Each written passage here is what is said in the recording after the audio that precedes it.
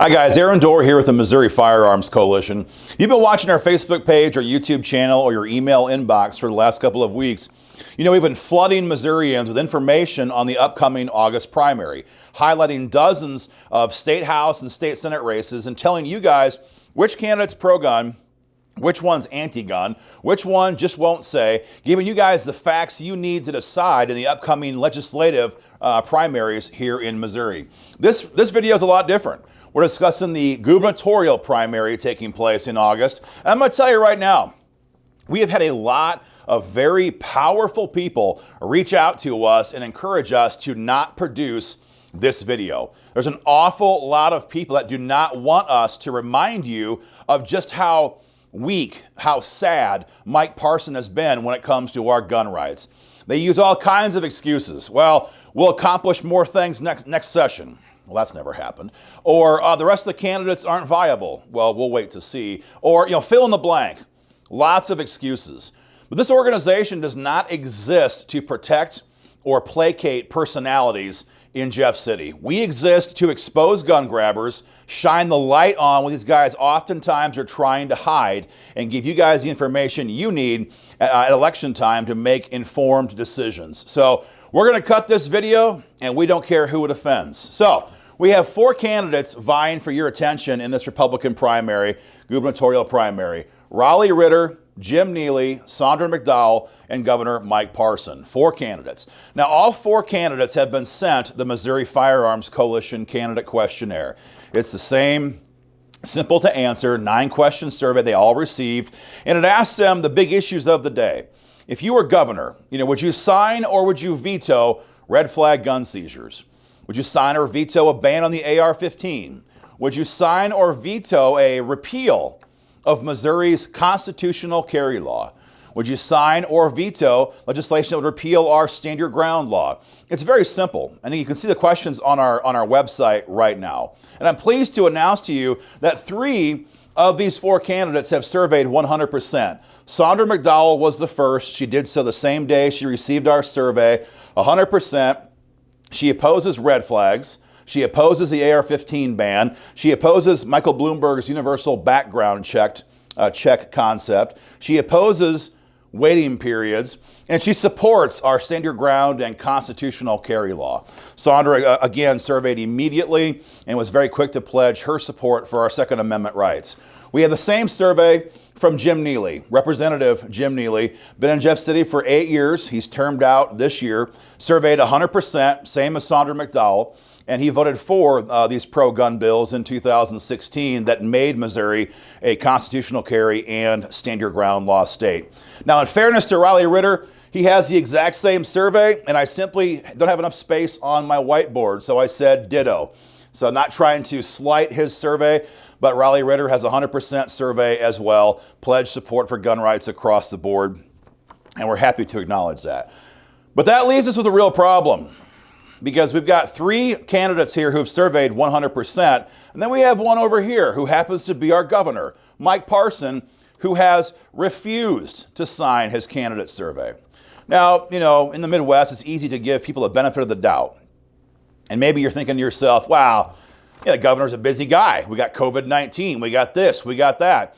No, he's not that busy. He has staff that deals with these candidate surveys because they come in from lots of organizations. Mike Parson has intentionally decided to refuse to sign the Missouri Firearms Coalition Candidate Questionnaire. But it's not just that he won't sign it. Everybody remembers here in Missouri what happened late last year. And if you forgot, I have the news article here to remind you. Right around December 1st of last year, Governor Parson, in his effort to placate the mayors in St. Louis, Kansas City, Columbia, all these bigger liberal Democrat-held cities, announced at this big press conference that he was okay with increasing gun control in the upcoming legislative session, which was in 2020. He specifically talked about his support for red flag gun seizures. And it went on and on and on. And so if you've missed this article, you can see we're not making it up. You can find it on November 25, 2019. Based on this press conference, based on this meeting, MOFC went to war exposing Governor Parson for his comments in support of red flag gun seizures. You guys flooded his Capitol office staff with phone calls and emails telling him to retract his ridiculous statements. And he actually kind of did, in a way, during his speech the opening week of session in Jeff City. But when the pressure mounted, when the pressure came from the liberal mayors of the 4 biggest cities here in Missouri, Mike Parson came out and said he's willing to back increasing measures of gun control, specifically a red flag gun seizure. The only reason why he retracted was because of all the pressure from Missourians. But that's not the only thing. As you might have seen in the news in the last couple of days, the governor also just recently had a press conference announcing a special session to take place in late July here in Jeff City. The goal of this is to deal with violent crime. Violent crime. Now, anytime this comes up, you know guns is almost always going to be in the mix because these people in the media and in the state capitol always try to blame guns for the actions of the criminal who is holding that firearm. So we were watching this press conference, and you might have seen it as well, and the very first question that Mike Parson received after wrapping up his prepared comments was, would he support legislation to repeal Missouri's constitutional carry law and allow cities to enact their own gun control? The idea being that St. Louis, Kansas City, Springfield, Columbia, all these towns, they hate our constitutional carry freedoms. They want to roll them back. So that was the first question Governor Parson received. Now, if you watch the press conference, you know what he said. He said, now is not the time, I'm paraphrasing, but now is not the time to deal with that. That could be dealt with in the upcoming legislative session or in an upcoming legislative session. I mean, my jaw just dropped. He didn't say, you know what, I'm pro-gun and I'm going to fight like hell to maintain constitutional carry. He could have said that. He didn't say something like, you know, St. Louis has been the murder capital of the country or in the top 2 or 3 spots virtually every year for the last 15 years, long before Missouri enacted constitutional carry law. I will fight like hell to protect constitutional carry. He didn't say that. He could have said something like, you know, the problem with your argument to the reporter is that you believe the gun is the problem. We all know that guns are not the problem. The problem are criminals who do criminal actions. He could have said that. He didn't say that. He could have said, you know, St. Louis has one of the lowest clearance rates of homicides in the entire country. Their police department solves, on average, less than half of the homicides that take place in St. Louis. So maybe they should work on dealing with that, not trying to make it a crime for gun owners to carry a firearm. He could have said that. I can go on for days. He could have said anything to protect our gun rights, to stand up for our Second Amendment. But again, when the pressure mounts from the big liberal cities here in Missouri, Governor Parson always just seems to wilt away. And that's why he said that the time to repeal constitutional carry law is not during a special session, it's later on, perhaps next year. Very, very stupid, troubling, concerning statements from Governor Parson. Again, every time the pressure mounts from our liberal cities, he immediately runs out to try to please them.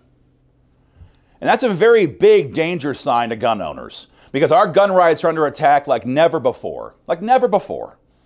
All across the state, all across the country, these people want to make it a crime for us to own and carry the firearms that we own and carry every day for self-defense. We need strong people who will fight for our gun rights. Strong people who will defend us, defend our right to defend ourselves.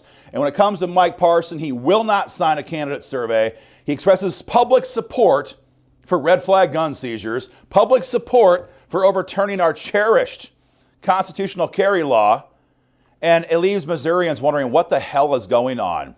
But not just Missourians are asking this. Everybody has seen the video of the McCloskey couple in St. Louis. This phenomenal couple stood their ground against hundreds, maybe 500 the way it sounds, very violent thugs who have already broken onto their property, destroyed their front gate, and were about to assault this couple. We all know what happened. They pulled their AR-15, she pulled her handgun, and they stared this mob down because the cops could not show up or did not show up to defend them. It's gone super viral across the world. Now, sure, In the last couple of days, the governor announced that he and the president are going to try to step in to protect them from the evil Kim Gardner. But for 2 weeks, the governor allowed the McCloskeys to twist in the breeze. It was disgusting. It was embarrassing. You had people like Tucker Carlson on Fox News just excoriating our governor. Where is he? Why won't he defend this couple? Why won't he defend the rule of law? Governor Parson, where are you? Where are you? That question was asked over and over and over. Now, again, finally, after 2 weeks or so of watching this family be destroyed in the media, had their firearms seized by a subpoena, now he steps up, and that's great. But in many ways, the damage was done. The McCloskey family has been dragged through the mud, destroyed, doxxed, had to go and leave their home, board up their businesses, leave their house because there's no protection given to them. The governor should have called out the state police to surround their house and send a message that violent Antifa thugs will not be able to terrorize honest, law-abiding Missourians. But Mike Parson didn't do that because, again, Mike Parson always is trying to placate leftist gun grabbers. So, some might watch this video and say we're being hard on the governor. Look, these are hard times. Our freedom is under attack. Our gun rights are under attack. These folks want to repeal all of our gun laws, our pro-gun bills. They want to ban our AR-15s. They want to pass red flags. We need men and women who will stand and fight. And sadly, as of this moment, Mike Parson will not do that, and he will not sign a candidate questionnaire. So that's what we have for you guys right now. As always, share our video far and wide. Make sure folks know what's going on. To join MOFC, guys, visit joinmofc.com. Thank you.